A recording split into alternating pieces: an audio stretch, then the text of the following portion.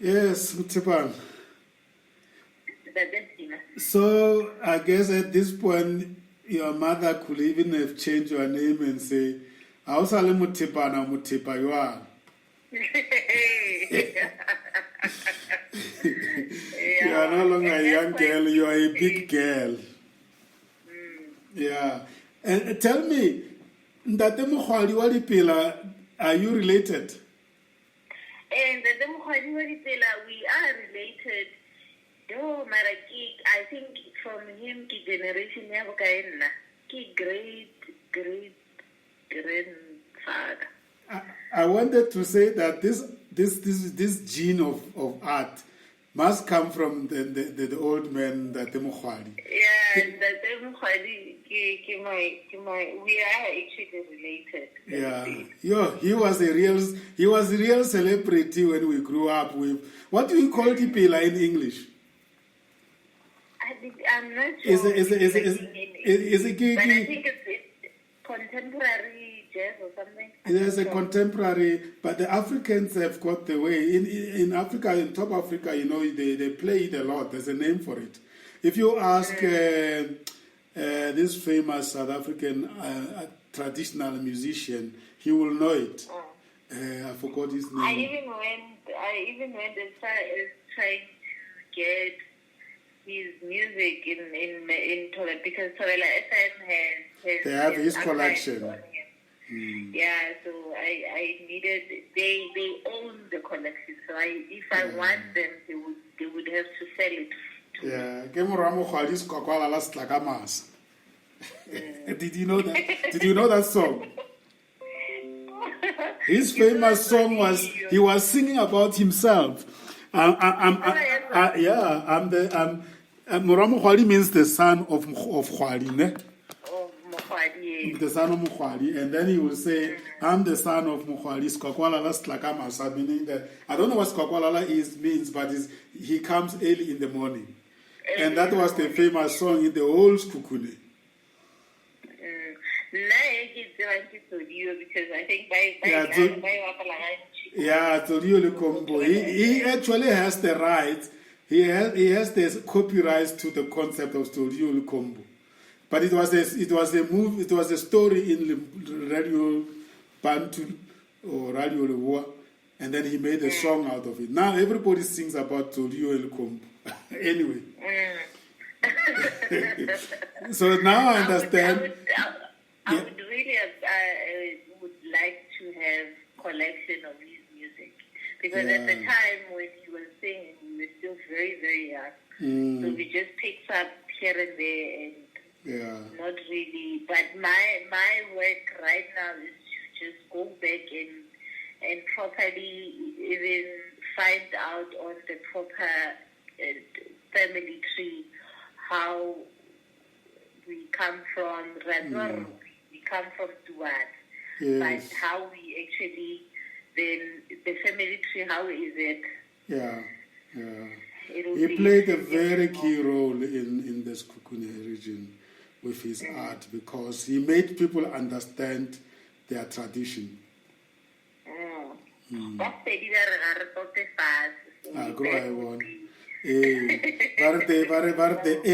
the apple doesn't fall far from the tree. Yeah, beautiful. You see now this conversations, the Lekgotla way, there are traditional ways. Some other things keep on coming in between, and that's how you connect, and that's how the old people used to do it. Sit around the fire, you tell the stories. The children say, "Oh, okay, that's where we come from." That's what the old people used to do.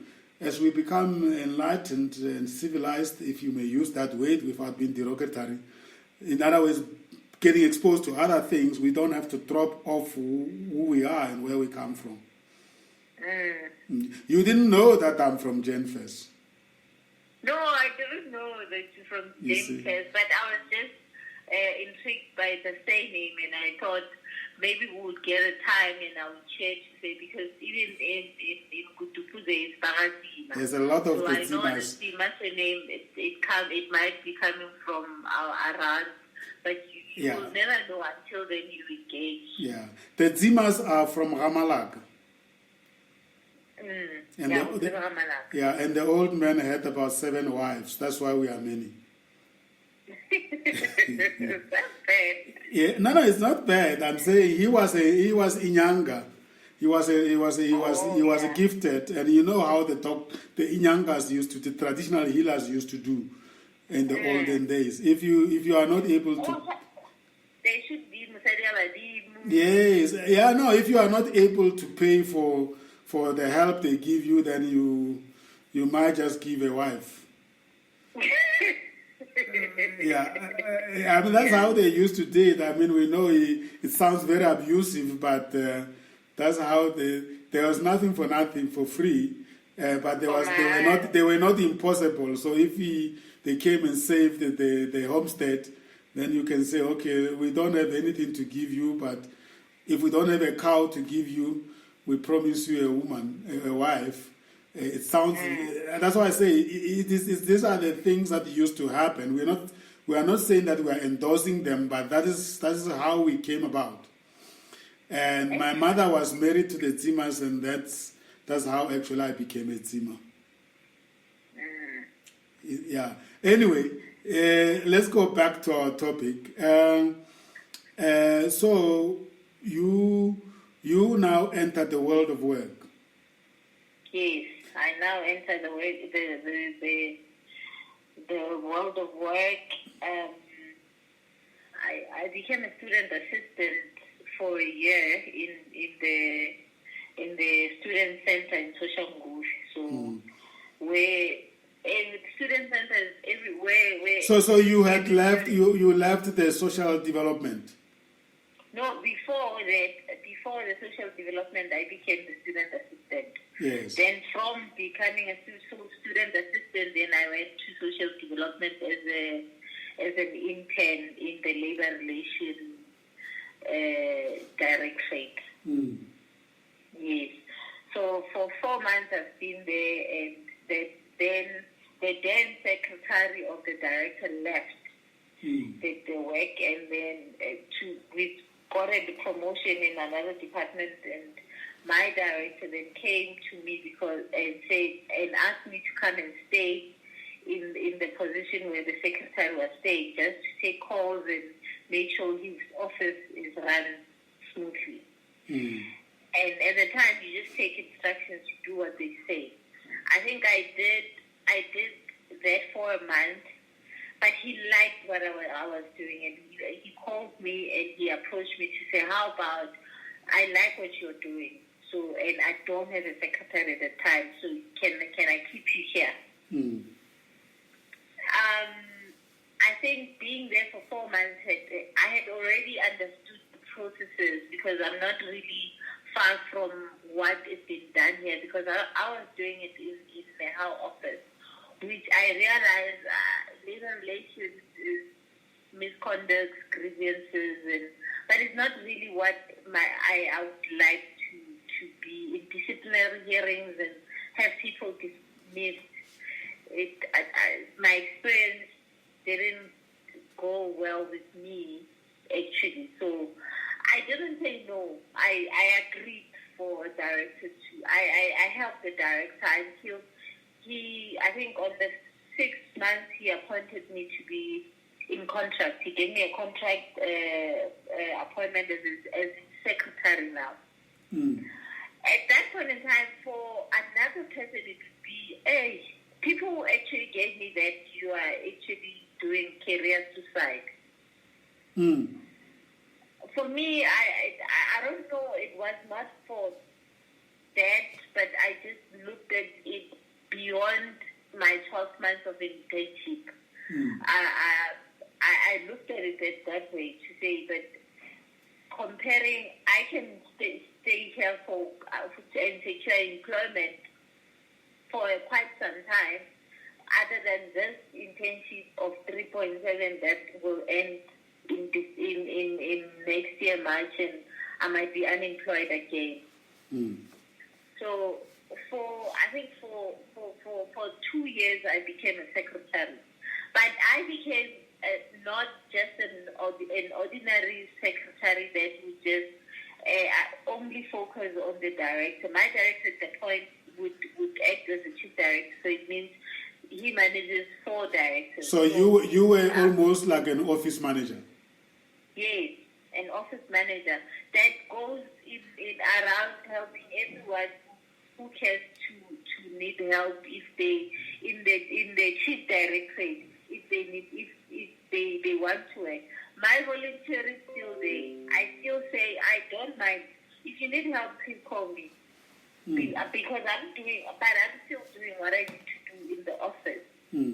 So that helped me on capturing the entire HR processes. Your transformation issues. There was a guy that was doing transformation and OD. So I understood the personal part of things, the labor relation part of things, and training. So I would actually just assist. When reports come in the chief director's office, I ask the one to consolidate before they go to the acting chief director. So not just consolidate, but read and understand. So it actually assisted me again when a position comes from government pensions, needing an administrator that is going to deal with transformation issues. It was easy for me to actually debate. Work through my CV and send it and be shortlisted and be appointed as an administrator in the government pensions. For now, I have a title, not just a secretary, but I'm an administrator that would deal with change management and transformation. That is what you're doing now? That's what I'm doing now. That's how I got to that is at DIET. Come again? Is that at the DIET now, at the Department of Higher Education and Training? No, it started in government pensions. Oh, I see. Government Pensions Administration Agency. As an administrator at the time. Yes. So when I got there, the office was actually alone. Like I was more of everyone in that office had left. They had gone to greener pastures. Yes. And when you get there, so I was forced to actually start a whole lot of things in the ground on my own. Your reporting plans, because I was doing employment equity. Wow. Which employment equity is there in my qualification. By the way, in labor relations, there's part of employment equity that we do.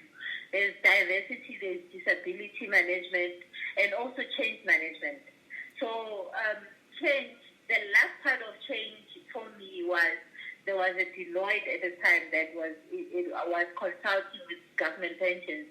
So there's a lady called Nebo that was there as a change lead for Deloitte at that point. She was still working for Deloitte.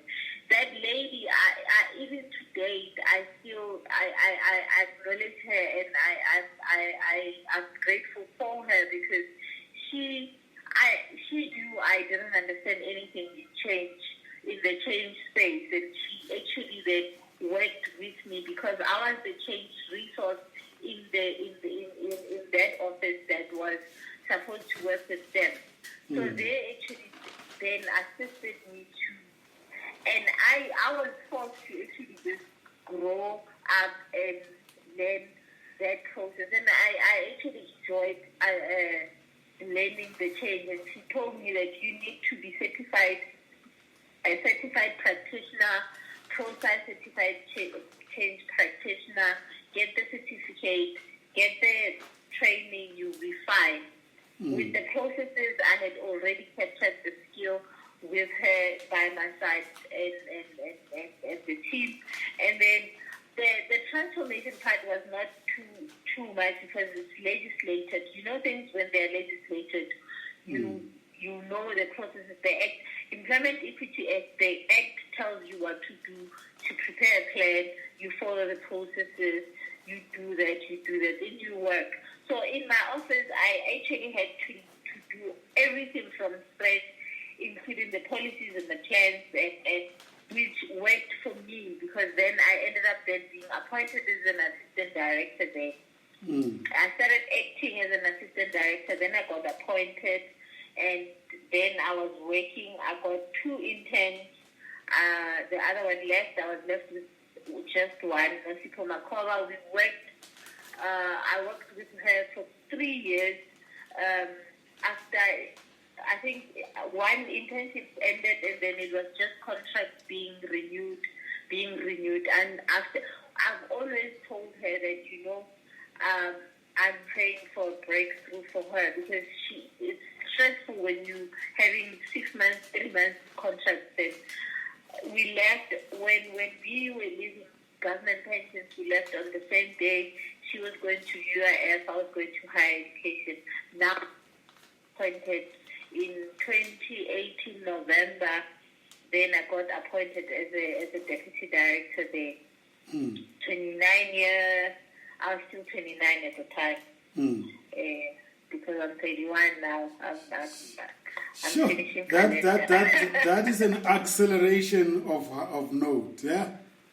Yes. And if you were to project that now into the next 10 years, yeah, the future is bright, isn't it? The future is bright. So now, let me get it right. Why did I think that you were at the Department of Higher Education and Training?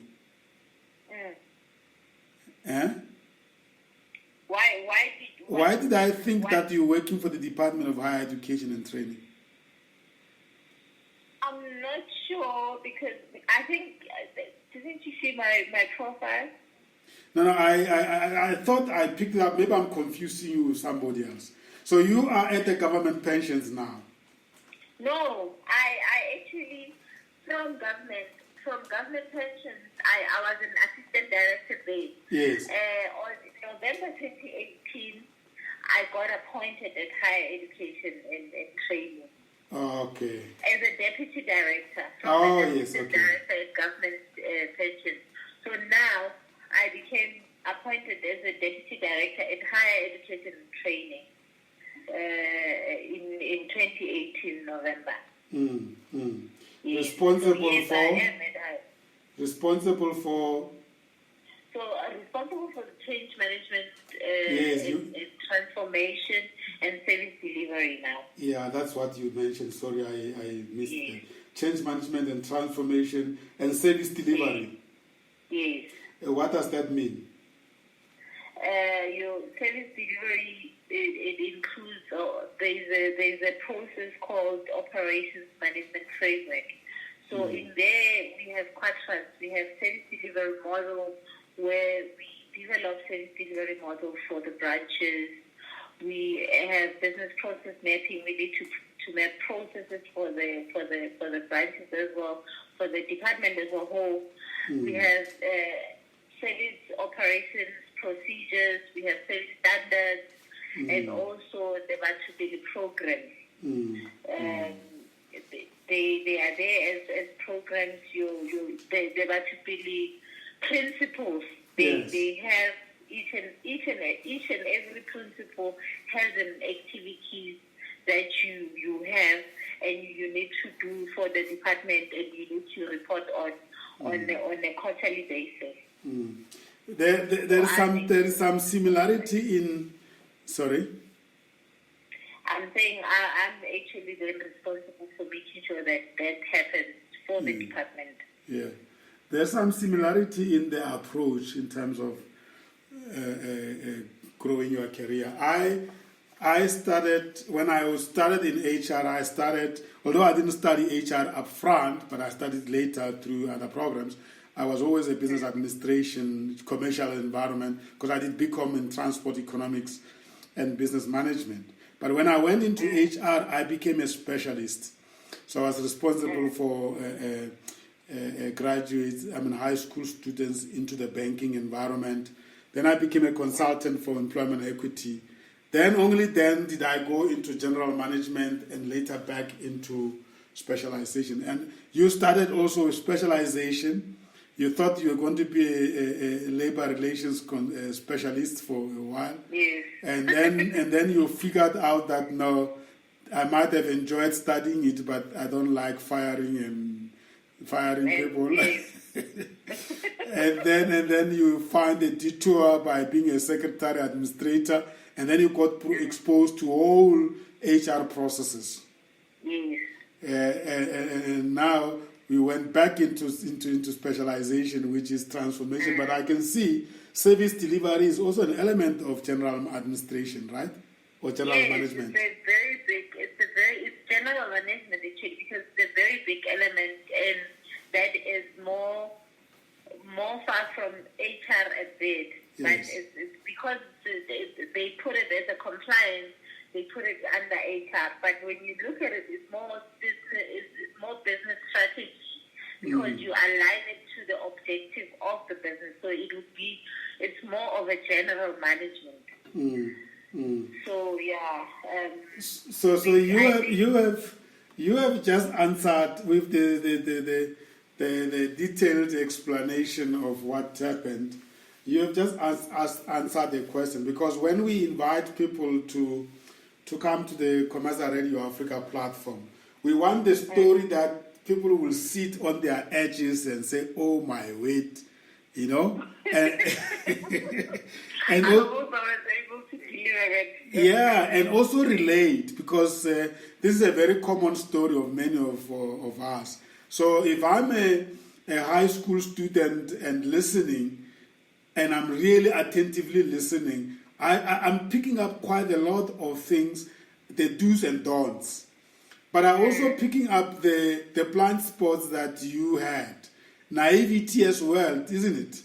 I mean, in many cases we are very naive, because we don't do thorough work, but we take decisions. And then sometimes you wonder how you dodge some of the bullets because of naivety.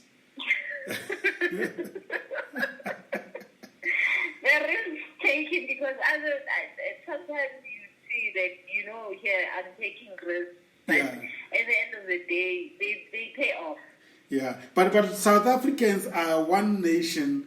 If I compare with other, because I work for various multinationals, and as a result, you get to work with people from many nations, and even if the company might be American, you work with everybody across the globe. When I work with Motorola, I work with Asians, I work with Chinese, I work with Americans, British, African, Arabs. So you get to know many nations, and you get to see their behaviors. Of all this, the South Africans are one people that actually gamble a lot about their careers. People will just leave without a job. Yeah.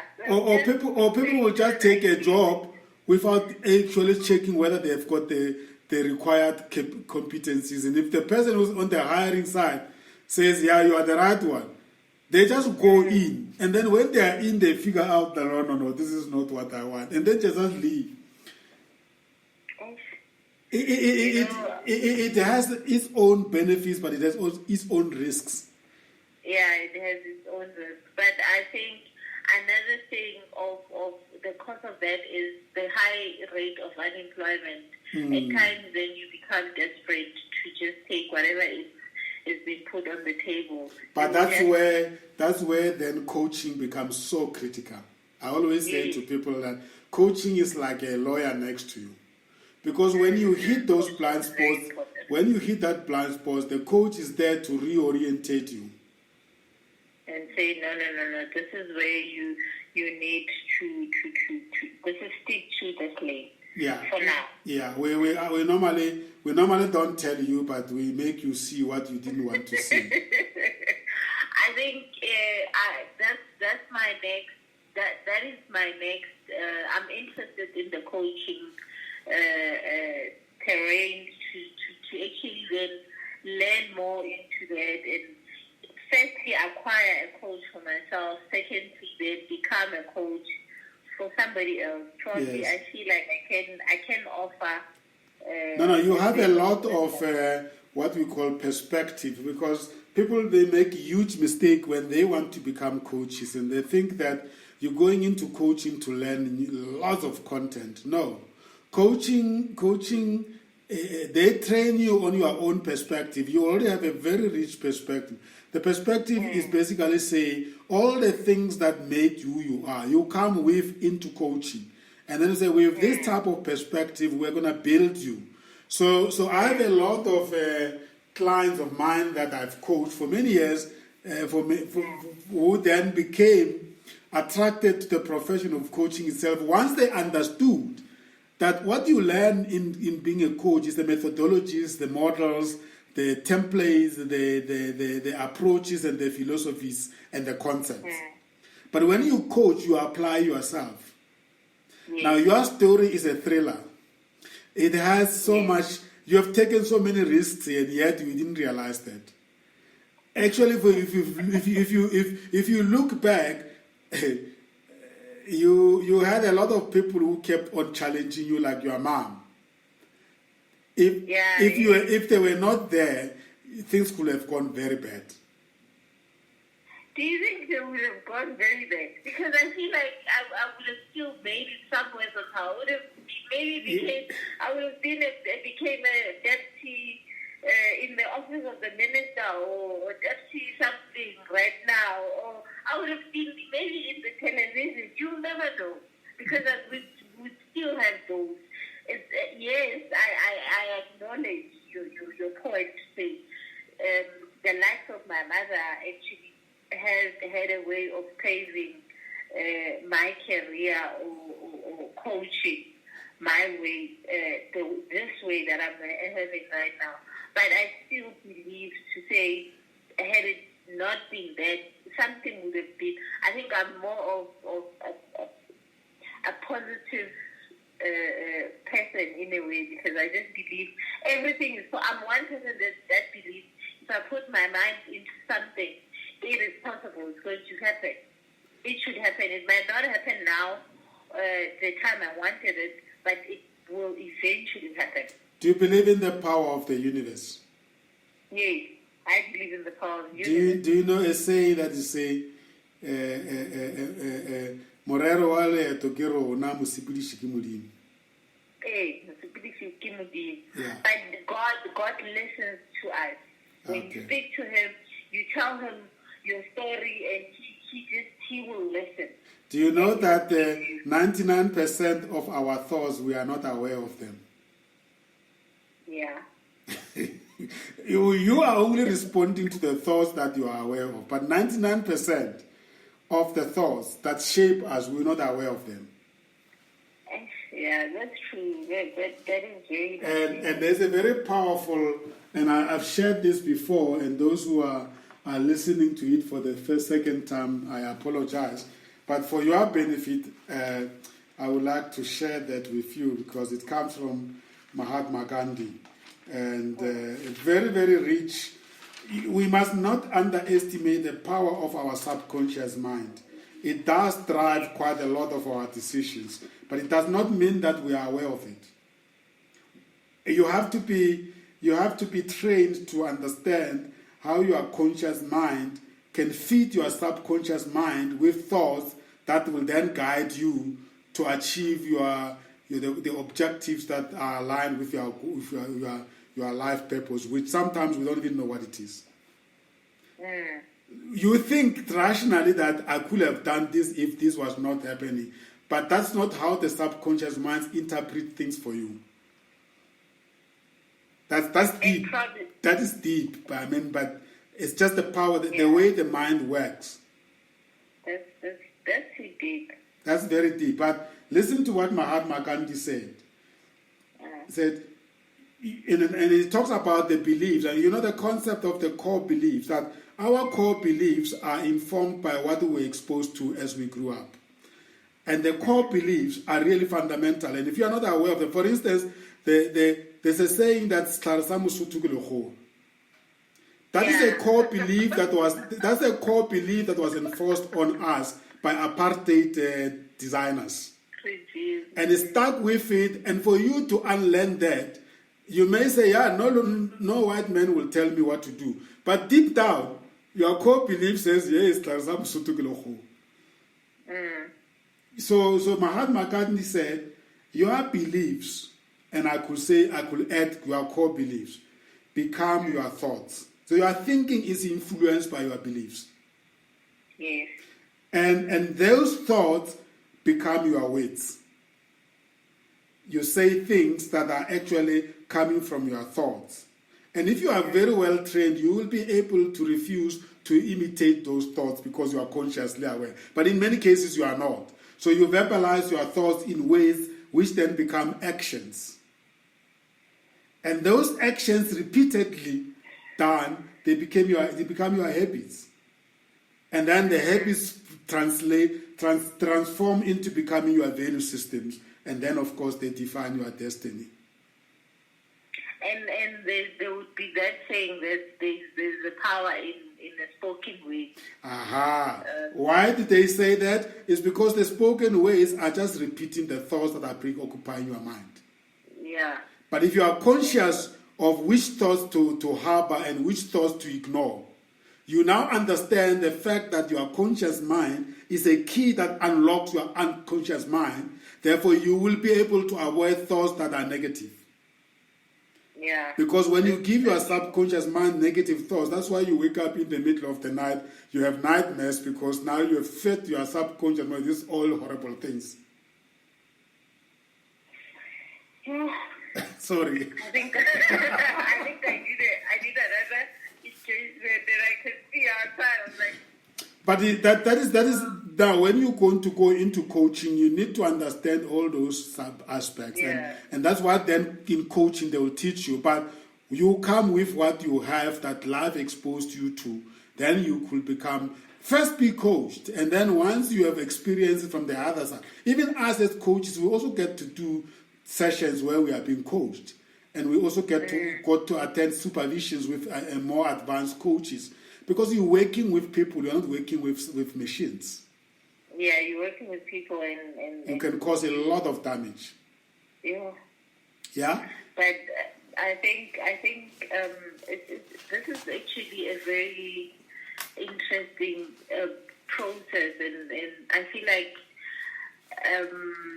Kometa is not being out there. Why did I get to know about it now, recently, and not long time ago? I'm asking myself, but I'm thanking COVID, because I think if it wasn't for COVID, we wouldn't have been in our social media the way we are right now. Absolutely. Absolutely. Yeah. And I've seen that as well. And I think everything has got its own time. If you met us the time when you were actively finding your career, you would have not listened to us. No, I wasn't. But this is the right time. Yes, it's true when you say everything has its own time. Yes. I'm really looking forward to more engagements and more learning. And you have, through this African dialogue methodology of dialogue and Lekgotla, you have revealed yourself to me, and I want to share with you what I picked up from you. I've picked up a proactiveness in you. I've picked up bravery, which is quite good. I like it when our women folks have the bravery of can-do attitude, you know, because we have suppressed our women for a very long time, and the initiative always gets taken by other people on behalf of them. You are not that type of a woman, which is great. You take initiative, which is lovely. I mean, you've gone all out to look for opportunities to augment your theory with practice. There's an element of willingness to help yourself. That also revealed itself. You have a lot of energy. I mean, even as you talk, your energy remains at the same level. And this is very important because we are all energy. Yes. The whole is energy. Everything around us is energy. Now, for energy to be sustained, remember they said the positive meets negative. You have to vibrate at the same energy level with your speaking partners in whatever topic you might be engaged in for you to remain alive. If my energy level and your energy level did not meet at the same level and vibrate at the same level, we'll have long ended this talk. Yeah, that's true. And maybe just to highlight a bit, to say in the midst of that process, the mother that was actually pushing me, she actually was able to push me until I graduated for my BTech. And after I graduated, I unfortunately lost her. So in the midst of me finding my career, I was actually there. I became the mother to my siblings, and I had to. Well, when did your mother pass on? 2014. Oh, okay. December, yes. So I had to carry that with whatever that I'm doing and become a mother for my kids and for my siblings. And that is where I pick up another revelation is tenacity in you. You are very tenacious. I didn't get You are very tenacious. Tenacity. Oh, tenacious. That's an English word. Yes. That is very important because you have the stamina to go through things in life. I mean, being a mother at the age of 15 and having achieved what you have achieved, it can only be because of that. Yeah. It goes together with persistence. It goes together with persistence. Yeah, it's my name. It's my middle name. Ah, yes. Percy. That's where Percy comes from. Yes. And then also very futuristic because you can't be this persistent if you don't believe in the future. Yeah, if you don't have goals and visions, you wouldn't push as hard as you push. You reveal yourself also as a very hardworking somebody. You don't sleep on the job. An element of volunteerism, which is a belief system, that you have to volunteer to be exposed to opportunities, and you take responsibilities when opportunities are given, and of course something that says you will still become a politician. You're very articulate. You can put points across. Thank you very much. Yeah. So I mean the level where you are so young in your life, being a deputy director, it's not by a mistake. It is really grounded on all these revelations that came up from this. So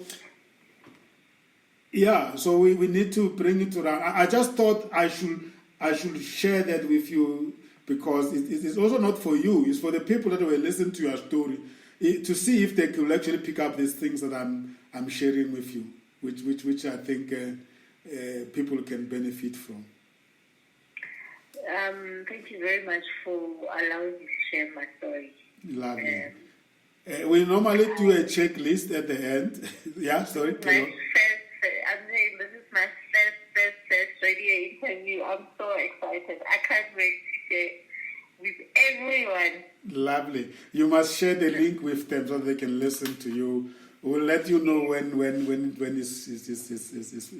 we go on to the broadcast. Beautiful. And you know we always that philosophy, the mind, the journey, the destiny. It's actually also the Cometa's coaching model. And we start with it, and as I shared with you, now we tick the box and to see if your mind and it is actually, I can tick the box in terms of descriptors. We're talking about plugged and active mind. Will you tick a box for you there? Yeah, I think it will tick a box. Yeah. Sharing mind? Yeah. Futuristic mind? Yes. Inquiring mind? Yes. Then you have a bit, very inquisitive. I ask questions. Yeah? Okay. Then you have a very fresh perspective because the mind is equivalent to perspective in coaching models. Okay? The next pillar is the journey. Here we talk about you in your journey towards your destiny, you need to be enthusiastically promoting your ideas. Do you tick the box? Please repeat that again. You need to be enthusiastically promoting your ideas as you move along. You can't have an idea and keep it to yourself. Yeah, I think I tick a box. It must be known. Yeah? Yeah. Good. Giving as we learn.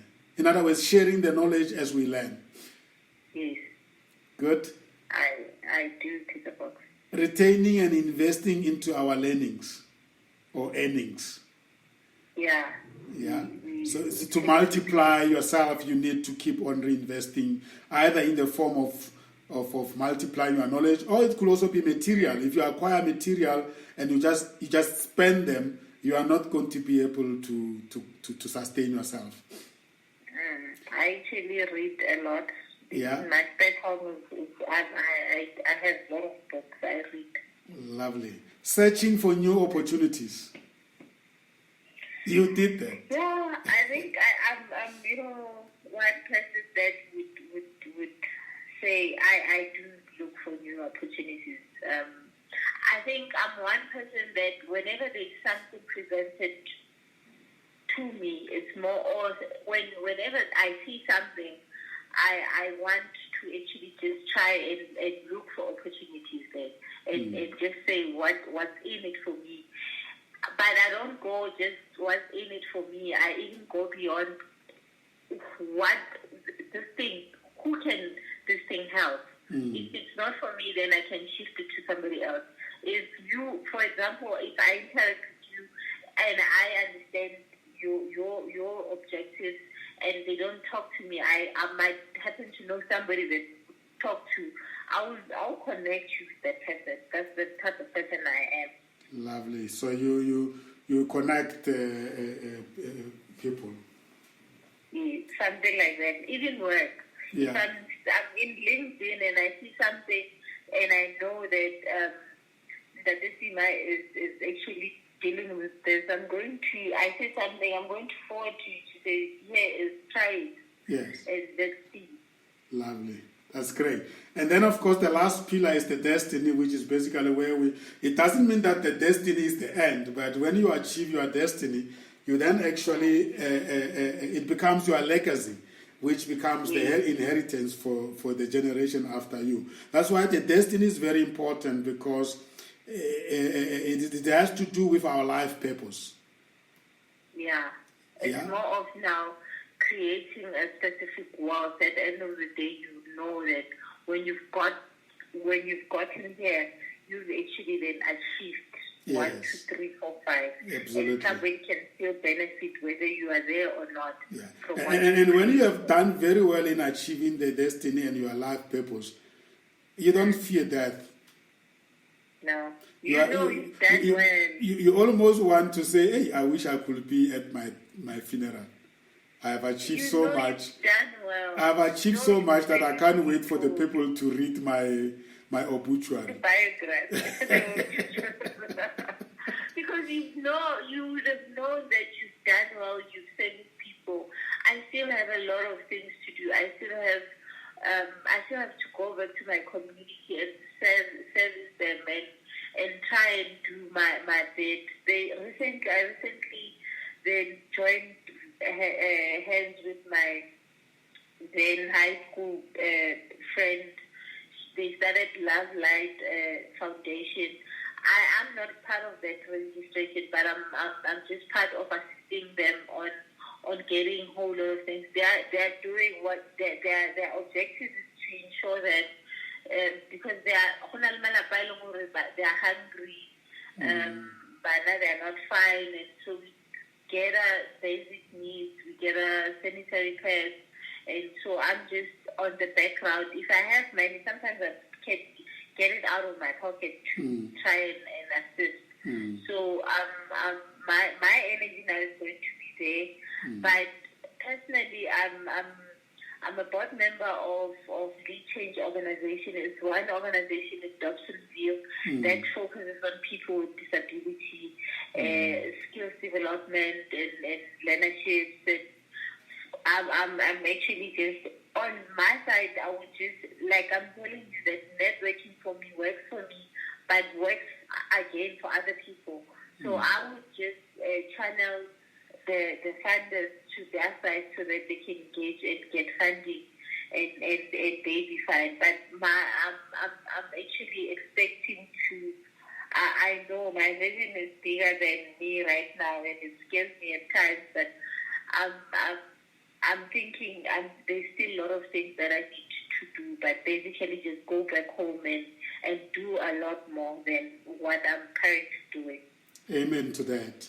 When we give and when we help others, we actually serve ourselves. We add more years to life to us because we feel fulfilled. So giving is not just one-sided, it's a two-way thing. Yes. And when you have achieved your destiny, the following descriptors are in place. You live a productive and profitable life. Secondly, you are socially responsible and very caring. Thirdly, growth is in place and you are sustainable. And lastly, renewal and survival is the norm. I think for me, I wouldn't say I've already reached the destination, but some of the highlights that you've named right now speak to me, but not all, because I still have to do a lot more. Yes, I'm giving, but I'm you are on the journey.